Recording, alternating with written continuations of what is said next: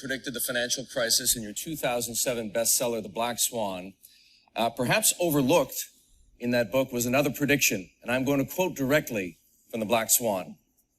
As we travel more on this planet, epidemics will be more acute. We will have a germ population dominated by a few numbers, and the successful killer will spread vastly more effectively.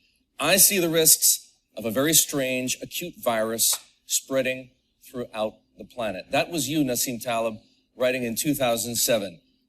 If an epidemic was predictable, Nassim, was a pandemic preventable?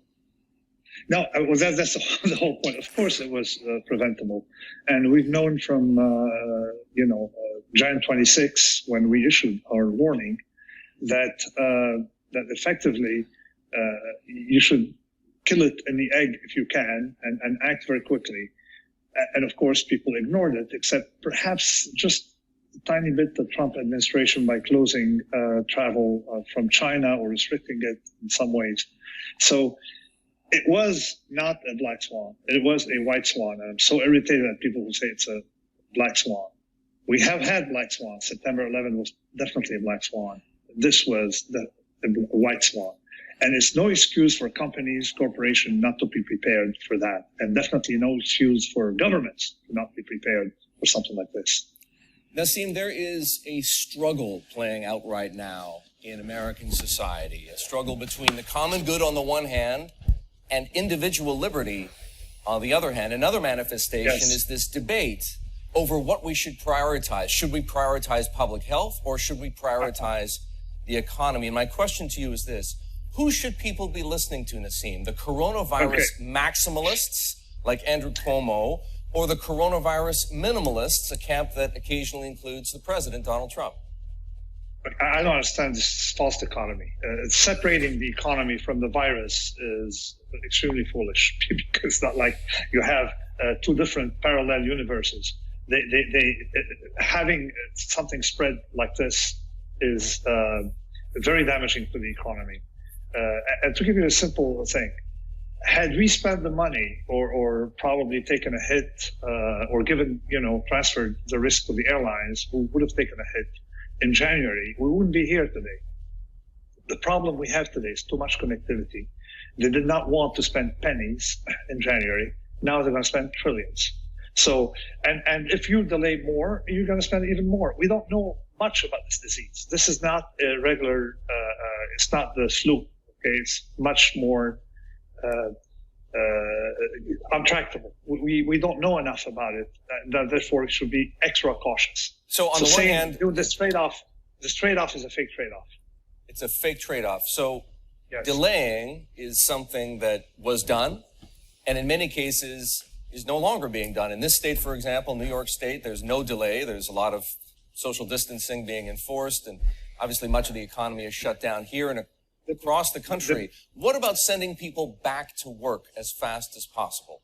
I don't think it makes sense to send people back to work. I think even if the president can say whatever they want, it'd be irresponsible on the part of employers to have people in the office, in the elevators. The World Health Organization has been way behind. They didn't realize that face masks would be a good idea until recently, after 2.5 months of wasting time telling people not to wear masks. So I don't think the government, the central government, has much to say here, except perhaps for their employees. Nassim, you were highly critical of the bank bailouts of 2008 and 2009. Now, of course, the government is spending $2 trillion to try and rescue the economy before it collapses once again. Will these bailouts work any better than the last bailouts? Okay, so bailouts, by definition, have a problem. So the first one, I'm going to say bluntly here, they're not bailing you out, Eric Schaffer. They're not bailing out the listeners here. They're bailing out investors and corporations. And who are they bailing out? Those who did not have a buffer. Okay, not having a buffer is irresponsible, whether you're a corporation or an investor. Now, you got to realize that nature, Mother Nature, or God, however, whatever the theology, made us with two kidneys. And this applies, I guess, even to Bloomberg employees, no, that they have two kidneys. Why two kidneys? You have huge extra capacity because you may need it one day. Because if you don't have extra protection, you will, you may face difficulties, you may face something. You don't have to predict the environment. It's the equivalent of having cash on hand rather than debt.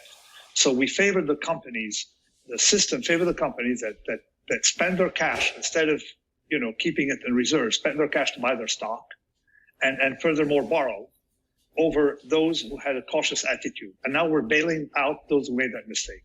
Nassim, We should bail out employees. We should bail out citizens, not corporations who made these mistakes. That's at the level of corporation. Now, at the level of portfolios, okay, we're also bailing out. Yes. Could I ask you a question on that subject? Because you've been reminding us since the financial crisis, and if anyone was listening actually before the financial crisis, of the need to have catastrophe insurance. Exactly. Tail risk protection exactly. is another term of art for it in the financial markets. Here we are, down some 24% from the highs in the U.S. stock market. The question investors are asking themselves, Nassim, is it too late? Or should we be buying insurance now against the potential for yet more market declines? Okay, the worst thing you can do with insurance is try to time it.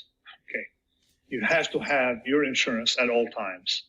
And the way Universal, we explain it to people. We tell them, listen, I don't time my car insurance, I don't time my house insurance, and I wouldn't buy a house if I can't insure it. So same thing. If you don't have a tail insurance, you don't have a portfolio. Your portfolio is actually going to blow up.